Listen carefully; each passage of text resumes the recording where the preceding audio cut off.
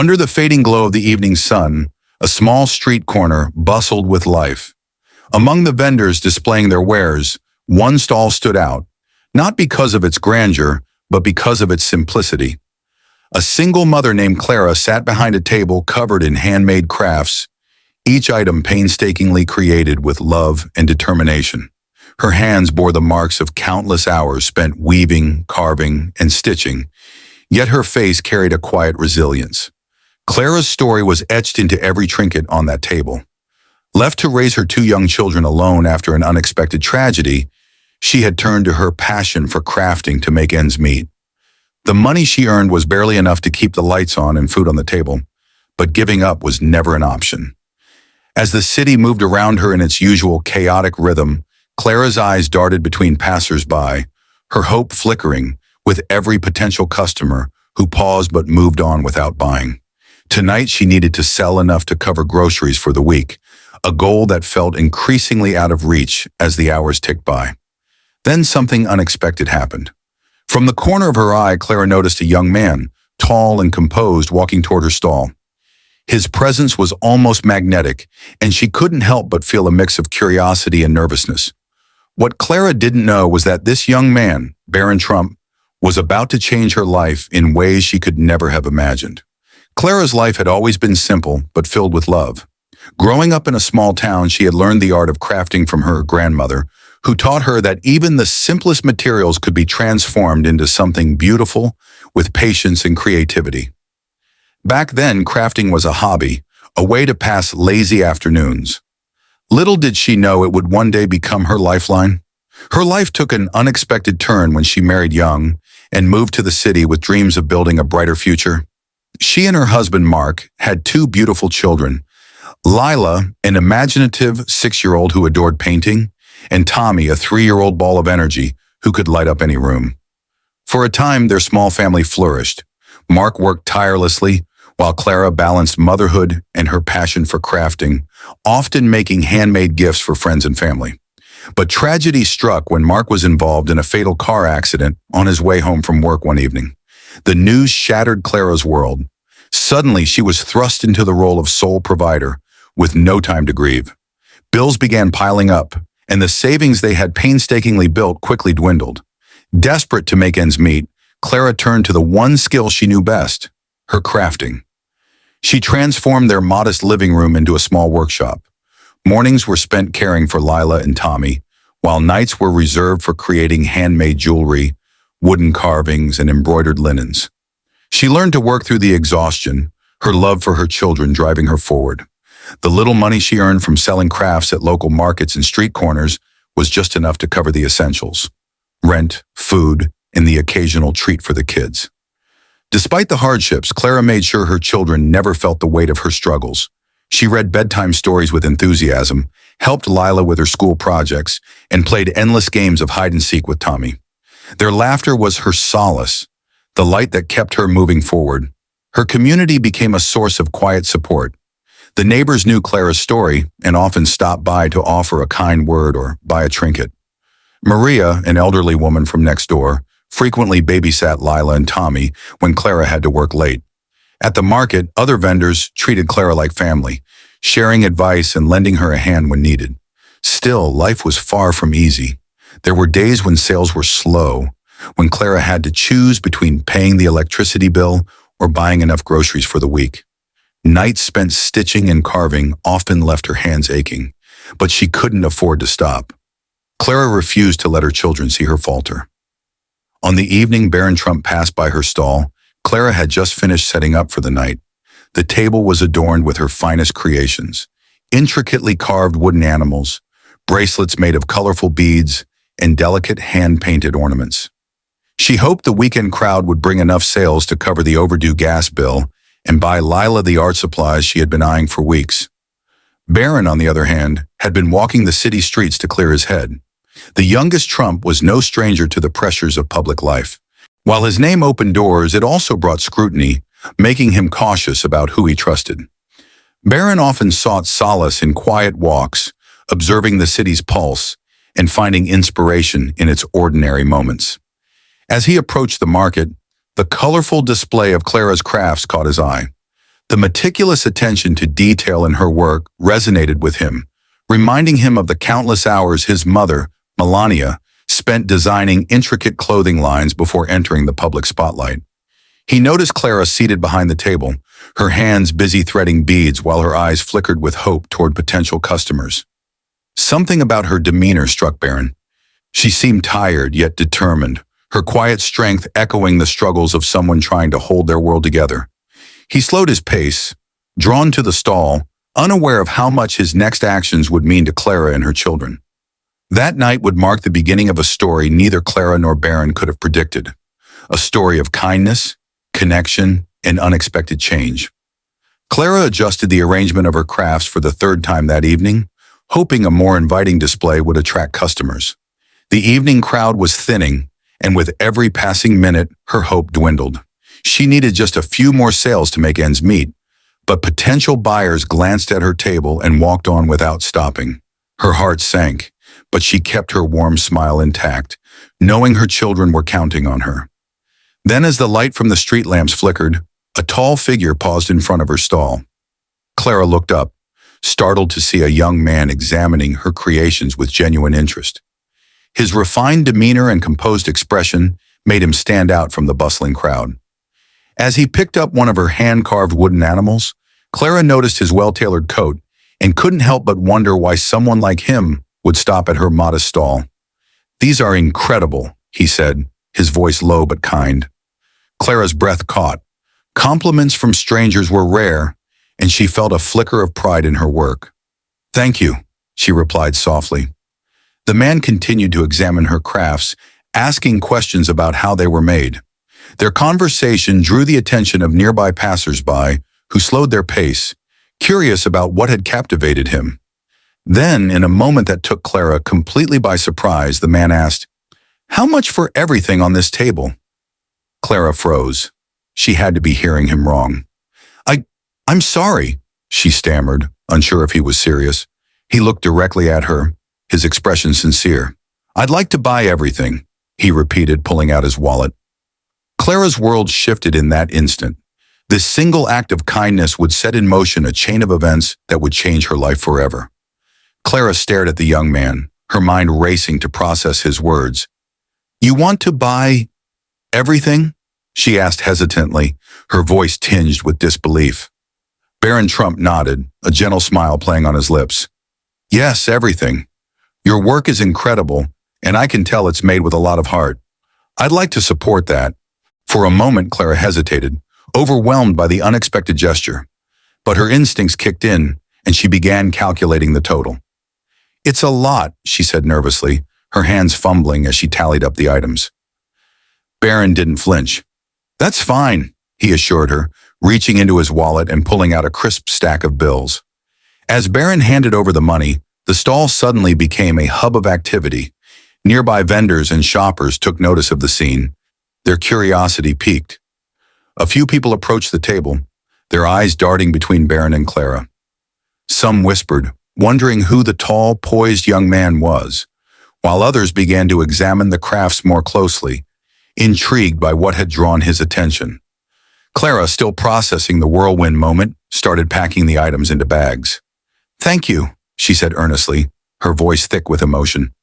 "You have no idea what this means to me." She tried to keep her composure, but tears welled in her eyes. Barron, noticing her struggle, offered a comforting smile. "You don't need to thank me," he replied. "You've earned this." Just as Clara handed him the final bag, a complication arose. A woman, sharply dressed and clearly irregular at the market, approached with an air of entitlement. She glanced at Barron, then at Clara. "Excuse me," she said, her tone clipped. "I've been coming here for weeks, and I was just about to buy that bracelet." She pointed to an empty spot on the table where one of Clara's signature pieces had been. Clara froze, unsure of how to respond. Before she could say anything, Barron stepped in. "I'm sorry, but I've already purchased everything," he said politely but firmly. The woman scoffed, her eyes narrowing. "You're telling me you bought all of this?" she asked, her voice dripping with skepticism. Barron nodded. "Yes, and I believe it's worth every penny." The woman's demeanor shifted to irritation. "This is ridiculous," she muttered, turning to Clara. You should have told me you were selling out. I've supported your work for weeks. Clara, caught between gratitude for Barron's generosity and the need to maintain her reputation with other customers, tried to diffuse the situation. I'm so sorry, she said softly. I didn't expect this, but I can make another piece for you if you'd like. Barron, sensing Clara's discomfort, addressed the woman again. I'm sure Clara would be happy to take a custom order for you, he said, his tone calm but authoritative. Her work is exceptional, and I imagine there's enough talent here to create something even more special. The tension eased slightly as the woman, though clearly not thrilled, nodded and walked away, muttering under her breath. Clara exhaled, relief washing over her. She looked at Barron, gratitude shining in her eyes. You didn't have to do that, she said, but thank you. Barron shrugged. It's the least I could do, he said. Your work deserves attention, and I'm glad more people are noticing it now. Indeed, the unexpected commotion had drawn a small crowd to Clara's stall. Curious shoppers began asking about her crafts, many requesting custom orders. Clara's notebook quickly filled with names and phone numbers, each promise of future sales easing the weight of her financial struggles. As the evening progressed, Barron stayed a little longer, helping Clara manage the influx of interest. He even shared a few of his own ideas for how she could expand her business, suggesting she create an online store to reach a wider audience. Your talent shouldn't be limited to just this market, he said. You have something special, and more people need to see it. By the time the market closed, Clara was exhausted but exhilarated. She had not only made enough money to cover her immediate needs, but also secured a steady stream of future orders. More importantly, she had gained a renewed sense of hope and confidence in her work. As Barron prepared to leave, Clara stopped him. I don't know how to thank you, she said, her voice trembling. You've changed my life tonight. Barron smiled warmly. Just keep doing what you're doing, he said, and maybe someday I'll see one of your pieces in a gallery. With that, he walked away, blending back into the city's rhythm, leaving Clara with a story she would carry in her heart forever. As the evening wore on, Clara's stall became the center of attention. The initial buzz from Barron Trump's purchase had turned her modest display into a magnet for curious onlookers. Some admired her craftsmanship, while others whispered about the tall young man who had bought out her entire inventory. Clara's hands moved quickly, jotting down custom orders and answering questions, her heart racing with a mix of excitement and disbelief. But the moment wasn't without its challenges.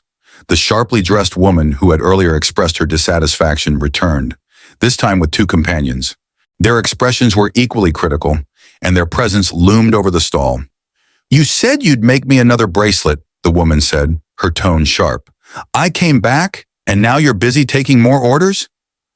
Clara hesitated, her hands momentarily freezing over the notebook she was using to track requests. I didn't expect this kind of response, she stammered, her voice faltering, but I promise I'll make your bracelet a priority. The woman wasn't satisfied. That's not good enough, she snapped. I've supported you for weeks, and now you're catering to everyone else because he, she gestured toward Barron, who stood nearby, happens to have deep pockets. The accusation stung. Clara's joy from the evening's success began to waver as the woman's harsh words sank in. She opened her mouth to respond, but before she could, Barron stepped forward. That's enough, Barron said, his voice calm but firm. The crowd, sensing the tension, fell silent. His height and composed demeanor gave him a commanding presence that drew everyone's attention. He met the woman's gaze directly, his expression unwavering. Clara has worked tirelessly to create something beautiful, and she's doing her best to accommodate everyone. Your support is appreciated, but it doesn't give you the right to diminish her efforts or insult her. The woman's companions exchanged uneasy glances, clearly uncomfortable with the confrontation. The woman, however, wasn't ready to back down. I'm just saying it's unfair, she huffed, her voice rising. Not everyone can throw money around to get what they want. Barron's expression softened, but his voice remained steady. This isn't about money, he said. It's about recognizing talent and supporting someone who's pouring their heart into their work. If you truly care about Clara's success, then let her focus on what she does best. Creating. The woman faltered, her bravado wavering under the weight of his words. Finally, she muttered, fine, and turned to leave, her companions trailing behind her. As the tension dissolved, Clara felt tears prick her eyes, but this time they were tears of relief and gratitude. The crowd broke into scattered applause, and several customers voiced their support for Clara, praising her resilience. Barron turned to Clara, his expression softening. "You didn't deserve that," he said gently. "You're doing amazing work, and no one has the right to make you feel otherwise." Clara nodded, her voice trembling. "Thank you," she whispered, "for everything." The moment marked a turning point, not just for Clara's evening, but for her belief in herself. The support of a stranger had not only elevated her craft, but had also given her the strength to face challenges with newfound confidence. As the sharp-dressed woman and her companions disappeared into the crowd, the tension around Clara's stall began to ease.